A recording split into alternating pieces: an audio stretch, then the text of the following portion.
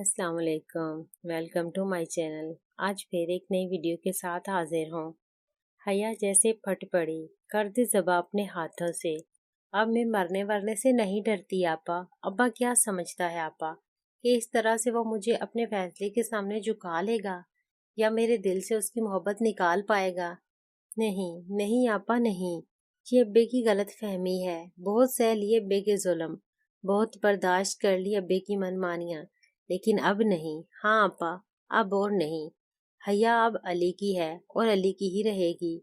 और अगर इस मोहब्बत में हया की जान भी चली जाए तो कोई परवाह नहीं है आपा।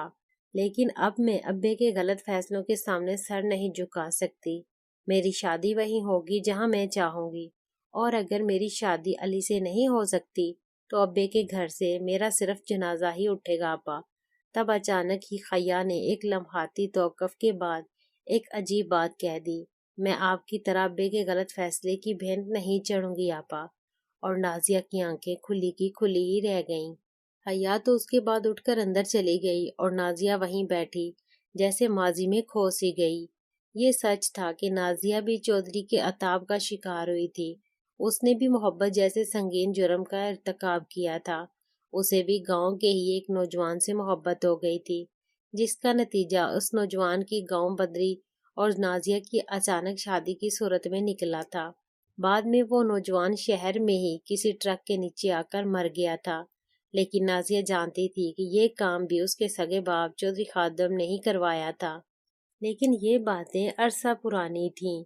अब तो नाजिया भी जैसे इस किस्से को फरामोश कर बैठी थी। वक्त ने तमाम जहां मंदमल कर दिए थे। ये सब पुरानी बातें थीं और वह समझती थी कि हया तो इस किस्से से कतई वाकिफ नहीं होगी। लेकिन हया ने इसका ख्याल गलत साबित कर दिया था। हया ने उसके माजी को फिर से जैसे जिंदा कर दिया था। उसके रूह फरसा जख्म जो वक्त की सिलाई ने लम्हा लम्हा टांके थे, हया ने एक ही झटके में वो सब बखिए उधेड़ दिए थे। उसके मंदमल जख्म जैसे फिर से हरे हो गए थे। नाजिया उस दिन खूब रोई। जब दिल कुछ हल्का हो चुका तो ख्यालात के दरवा होना शुरू हो गए। वो सारा दिन अपने कमरे में बंद रही। उसका दिमाग मुख्तलिफ ख्यालात की अमाजगा बना रहा। मुसलसल सोच विचार के बाद आखिर एक बड़े फैसले पर पहुंचकर वो कमरे से बाहर आ गई। अब उसे अपने शौहर का इंतजार था। शाम को उसका शौहर जल्द ही घर आ गया था। वो कई दिनों से कराची गया हुआ था और आज सुबह ही लाहौर पहुंचा था। यूं ही वो कमरे में दाखिल हुआ, एक भीनी सी खुशबू ने उसका इस्तकबाल किया और उसके चेहरे पर बेख्तियार एक मुस्कुराहट फैल गई। ये उसकी पसंदीदा खुशबू थी। बेड पर फूल ही फूल बिखरे हुए थे। यूं लगता था जैसे नाजिया ने खास तौर पर यह एहतमाम किया था और कामरान इस एहतमाम का मकसद अच्छी तरह से जानता था। नाजिया उसी दिन ऐसा एहतमाम करती थी जब उसे कामरान की शिद्दत से तलब होती थी। और आज तो वैसे भी वो दोनों एक महीने के बाद बिस्तर पर मिलने वाले थे। बिस्तर पर नजर पड़ते ही मीठे मीठे बेलगाम जज्बे सर उठाने लगे। यकीनन कुछ ही देर के बाद इस बिस्तर पर एक शानदार राउंड खेला जाने वाला था। कामरान बेख्तियार मुस्कुरा उठा। वॉशरूम से पानी गिरने की आवाज आ रही थी। यकीनन नाजिया नहा रही थी। उसने हाथ बढ़ाकर कमरे का मरकजी दरवाजा मुकफ्फल कर दिया। चंद लम्हों के बाद नाजिया बाहर आई तो कामरान ने दरवाजे से ही उसे पकड़ लिया। नाजिया इस अचानक हमले से घबरा गई और जब उसे सूरत हाल का अंदाजा हुआ तो वो खुद स्पुर्दगी के अंदाज में कामरान के गले से लगती चली गई। अचानक दरवाजे का ख्याल आते ही उसने कामरान की तरफ देखा तो कामरान ने उसे इत्मीनान भरा इशारा कर दिया, जैसे समझा रहा हो कि फिक्र की बात नहीं। वो दोनों अब बेड पर एक दूसरे की बाहों में घूम होते चले जा रहे थे। कामरान के हाथ नाजिया के समरे जवानी पर पहुंच चुके थे। नाजिया मस्त होती चली जा रही थी। अब कामरान ने उसके कान में कहा, जाने मन, ये कपड़े तुम्हारे जिस्म पर इस वक्त बिल्कुल भी अच्छे नहीं लग रहे। और नाजिया ने मुस्कुराते हुए कामरान के हुक्म की तामील कर दी। थोड़ी देर बाद दोनों मंजिल मकसूद पर पहुंच गए। नाजिया अब उसकी आंखों में देख रही हो, गोया पूछ रही हो कि मजा आया या नहीं। कामरान की मखमूर आंखें इस बात की गवाही दे रही थी कि उसने सैरे हासिल मजा लिया था। नाजिया के चेहरे पर तमानियत भरी मुस्कुराहट बिखर गई। علی کو ہسپتال میں داخل ہوئے آج 5واں دن تھا۔ ڈاکٹرز نے اسے ایک کمرے میں شفٹ کر دیا تھا۔ اس کے ساتھ اس کا باپ ہمہ وقت موجود تھا۔ علی کو ڈرپ لگی ہوئی تھی اور پیٹ سفید چادر سے ڈھکا ہوا تھا۔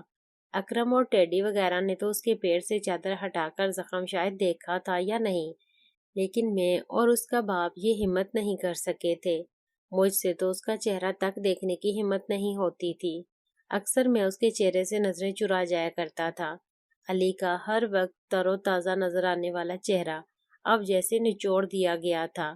جہاں پہلے ہر وقت ایک معصوم سی مسکراہٹ کا بسیرا تھا، وہاں اب نکات، یزمردگی اور کرب بھرے آثار ڈیرا ڈالے ہوئے تھے۔ ہم سے ہر وقت ہنس ہنس کر باتیں کرنے والا اب دن میں ایک آدھ بات ہی بہت مشکل سے کر پا رہا تھا۔ بیچارے کا زیادہ تر وقت کراہتے ہوئے گزرا تھا یا پھر دوائیوں کے زیر اثر سوتے ہوئے۔ میں اور اکرم تنہائی میں بیٹھے اگلی منصوبہ بندی کر رہے تھے۔ اب ہمارے پاس ایک ہی راستہ بچا تھا کہ تھانے دار سے رابطہ کر کے اس کے خیالات معلوم کریں۔ اگرچہ اس سے بھی اب ہمیں کوئی خاص امید تو نہیں تھی، لیکن ہم مفروضوں کی بجائے اس کے منہ سے اس کے اندر کی بات سننا چاہتے تھے۔ ایک دوست نے گاؤں سے فون کر کے ہمیں یہ بھی بتا دیا تھا کہ چودھری کے کچھ پالتو کتے خفیہ طور پر ہمارا انتظار کر رہے تھے۔ حالات مکمل طور پر ہمارے ہاتھ سے نکل چکے تھے، حتیٰ کہ ہمارے لیے اپنے ہی گاؤں جانا بھی اتنا سہل نہیں رہا تھا۔ میں نے تھانے دار کا نمبر حاصل کیا اور اسے فون کر دیا۔ فون کا لاؤڈ سپیکر آن تھا تاکہ اکرم بھی گفتگو سن سکے۔ میں نے کال اٹھائے جانے کے بعد کہا، ہیلو تھانے دار صاحب، کیا حال چال ہے؟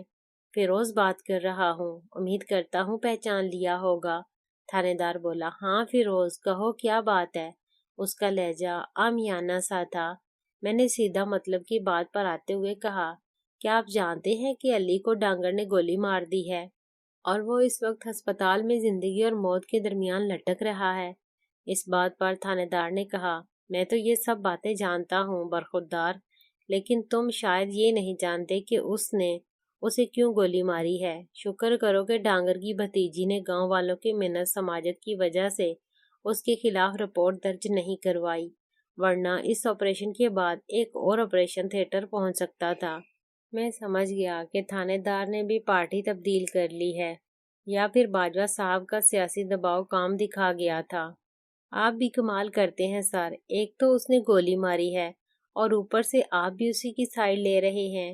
قانونی طور پر آپ کو چاہیے کہ آپ فوری مجھے قانون مت پڑھاؤ مسٹر فیروز، اس نے کرخت لہجے میں میری بات کاٹ دی۔